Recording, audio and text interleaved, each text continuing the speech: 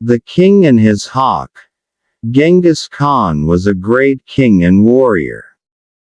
He led his army into China and Persia, and he conquered many lands. In every country, men told about his daring deeds. And they said that since Alexander the Great there had been no king like him. One morning when he was home from the wars, he rode out into the woods to have a day's sport. Many of his friends were with him. They rode out gaily, carrying their bows and arrows.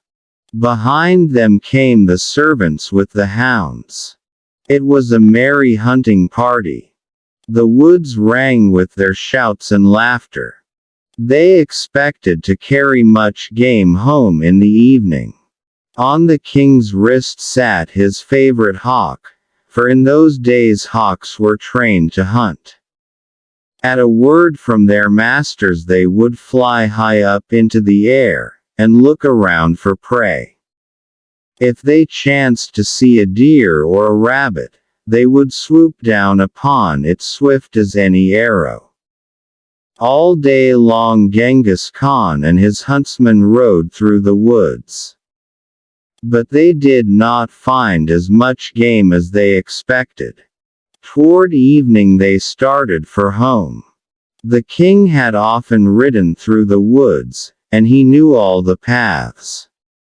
So while the rest of the party took the nearest way, he went by a longer road through a valley between two mountains. The day had been warm, and the king was very thirsty.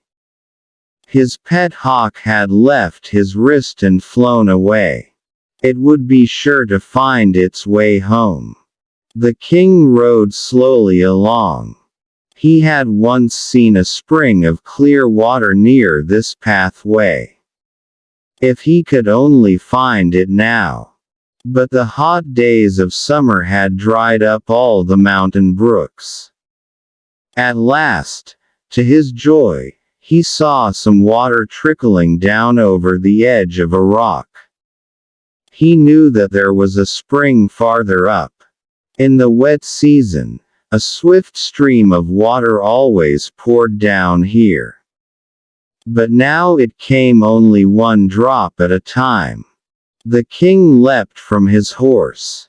He took a little silver cup from his hunting bag. He held it so as to catch the slowly falling drops. It took a long time to fill the cup, and the king was so thirsty that he could hardly wait. At last it was nearly full. He put the cup to his lips, and was about to drink. All at once there was a whirring sound in the air, and the cup was knocked from his hands. The water was all spilled upon the ground. The king looked up to see who had done this thing. It was his pet hawk. The hawk flew back and forth a few times, and then alighted among the rocks by the spring. The king picked up the cup, and again held it to catch the trickling drops. This time he did not wait so long. When the cup was half full, he lifted it toward his mouth. But before it had touched his lips, the hawk swooped down again, and knocked it from his hands. And now the king began to grow angry. He tried again, and for the third time the hawk kept him from drinking.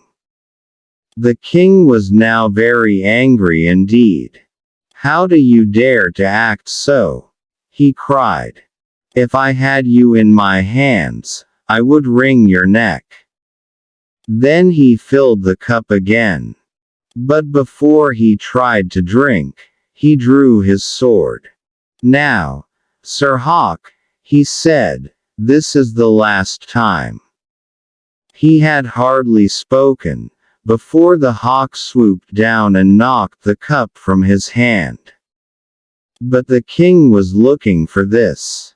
With a quick sweep of the sword he struck the bird as it passed. The next moment the poor hawk lay bleeding and dying at its master's feet.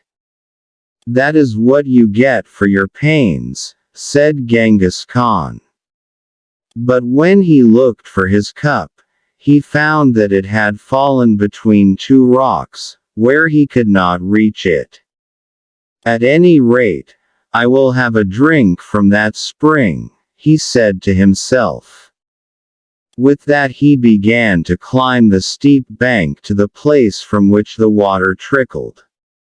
It was hard work, and the higher he climbed, the thirstier he became. At last he reached the place. There indeed was a pool of water, but what was that lying in the pool, and almost filling it? It was a huge, dead snake of the most poisonous kind. The king stopped. He forgot his thirst. He thought only of the poor dead bird lying on the ground below him. "The hawk saved my life," he cried. "And how did I repay him? He was my best friend, and I have killed him." He clambered down the bank. He took the bird up gently, and laid it in his hunting bag. Then he mounted his horse and rode swiftly home. He said to himself, "I have learned a sad lesson today, and that is, never to do anything in anger."